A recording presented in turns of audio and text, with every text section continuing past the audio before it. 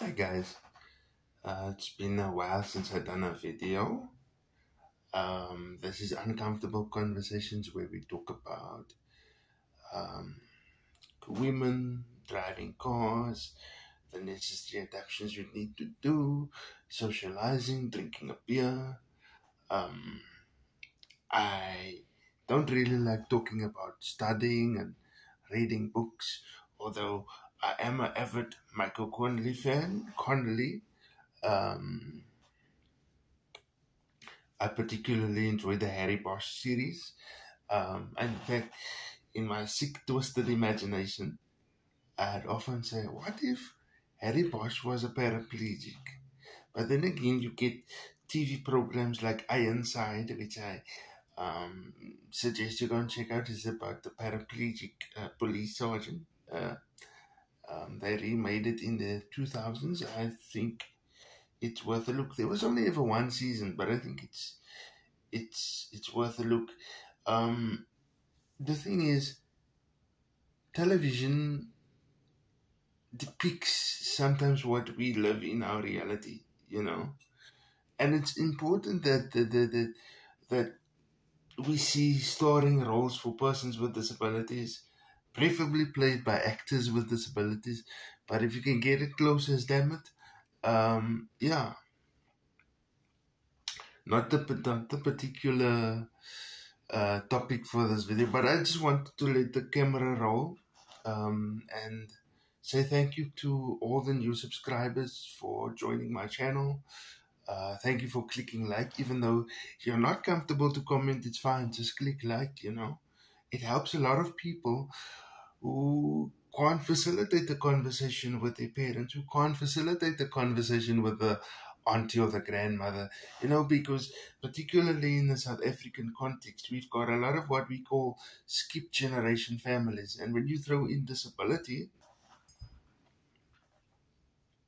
it can get very difficult because sometimes the parent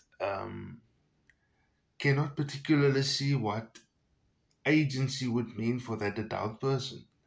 And I'm going to, out of respect for women, I'm gonna stick to the masculine or you're raising a male child first, but what you're gonna do is you got to know that you're raising a man, but you're not raising John Rambo. But at the same time, you're not raising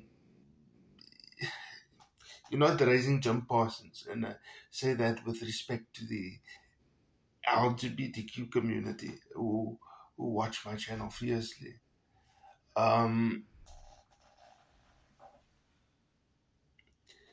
But what you must be careful in doing is, particularly when your son has an acquired disability, don't over-identify with what the white coats are telling you. Yes, you can assist them with stretches and reading exercises and keeping the body fit and taking him away on holiday and all of that stuff, and keeping him in the church youth group for social support and satisfies in that regard. But what you must remember is that you are his mother firstly. So your role quintessentially will not change. If he needs a smack, if he needs reassurance, give him that reassurance first. Your job is not to be the professional occupational therapist. Your job is not to be the health rehab worker or the disability practitioner. Your job is to be the mom first, the first lady in his life doesn't need to be a medical professional. And that's important to note, because you obviously want him to be attracted to strong women that's going to manipulate whatever physical equipment or physical barriers he may have. But how you act and how you correspond with him is going to shape the type of woman that he's going to go for. He's going to go for a strong woman, but because you were so strict on transfers and doing it the right way, the picture perfect way, he's going to go for that hard-nosed person that's not going to give him enough pleasures, that's not going to allow him to argue his side of the argument, because essentially that is what you've trained in him, and that can be very dangerous, because then he's going to unconsciously rebel against, what you're trying to teach, even though you'll get there. But the first time he gets 16 and he makes a friend that is 16 or 17 or even 21, and he makes a friend that does not want to work, that is just interested in driving the car so that he can get enough money for like a pie, a Coke, some weed. That's what is going to happen, and that's a good thing, and you need to accept that. You need to accept that he's going to roll with Harry to give him some agency, because peer support is about the only thing you can afford when you're that young. Eventually, Harry's going to grow up into Ivan Harrison, we hope. But remember, he's going to need that. You can't go with him to the office. You can't go with him to work. You can't go with him to the bar. You don't want the impact on his agency. And eventually he's going to do what he's going to do, but it's going to take a lot more time. And it's taken a lot more time because he's focused on rebelling against what the occupational therapist and physiotherapist have told you to do. It's a whole lot different in the classroom than what it is in the real life. In the real life, the accessible toilet is going to be locked. In the real life, somebody's going to kick over the urinal bottle. In the real life, somebody's going to park in that spot. In the real life, somebody's going to break his heart and hurt his feelings, and that's where he's going to need you. Not emulating the physiotherapist, not emulating the occupational therapist, not making 110 phone calls, and certainly not scolding at him for a situation that's going to be beyond his control. Remember, you as the parent, mother, aunt, skip generation, family member, if you do this wrong, you're going to be the trigger for the anxiety. Be careful on that.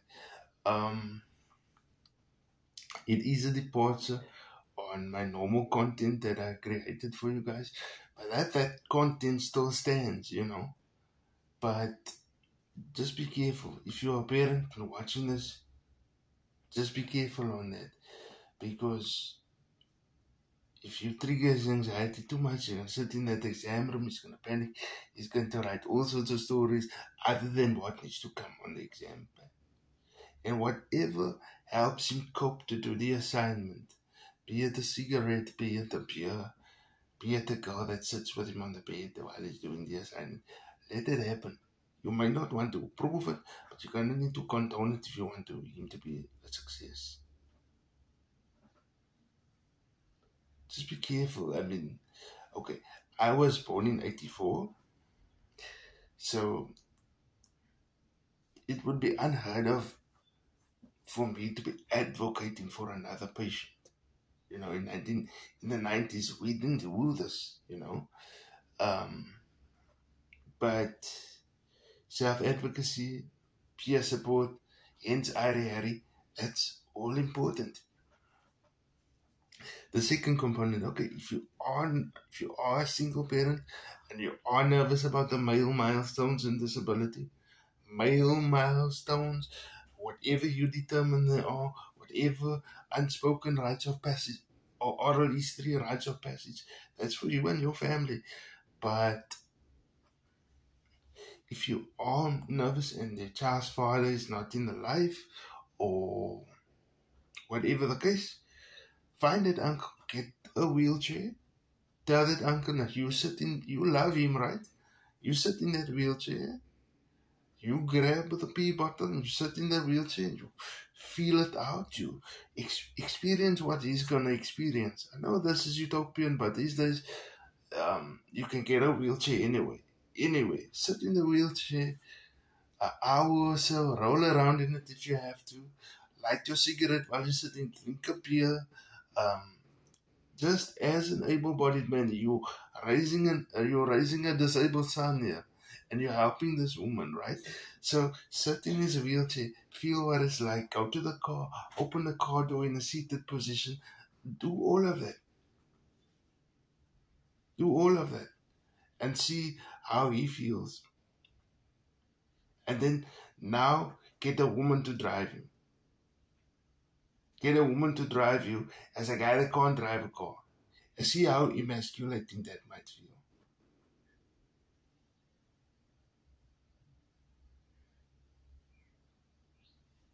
You know? I know it's a bit of a downer for a Sunday, and I usually try and tell you a funky story, a fun story. But get a woman to drive you as a disabled person, even if you're pretending for that hour, and see how emasculating that might feel.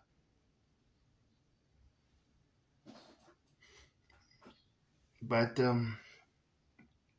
for all the women that do assist and do kindness, that's brilliant. That's brilliant.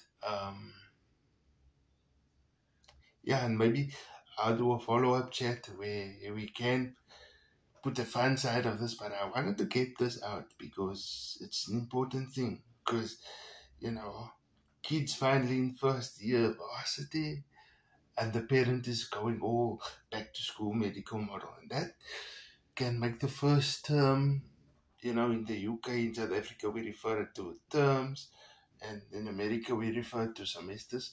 But that can make your first term hell on wheels, And the person that's going to assist you on getting there, for argument's sake, they need to not be silent. They can be part of the conversation, but they need to be light on you. If they pulling up the car and the students are congregating and somebody recognizes you and they want a camaraderie handshake or a bit of a naughty conversation, that caregiver needs to be cool with being silent and enjoying the joke, That can be difficult to find a person that's going to tone down their personality so that yours might shine.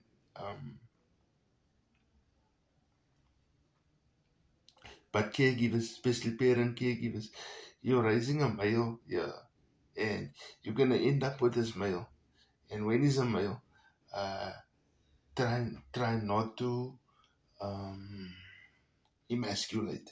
Try not to emasculate. And that can be difficult. So get that uncle to sit in a wheelchair and take him for a drive, and get that uncle to give his feelings on it. Yeah? Remember, I can't speak for those that have cognitive difficulties and will remain children or will have arrested development. But I can speak for how people like me might feel.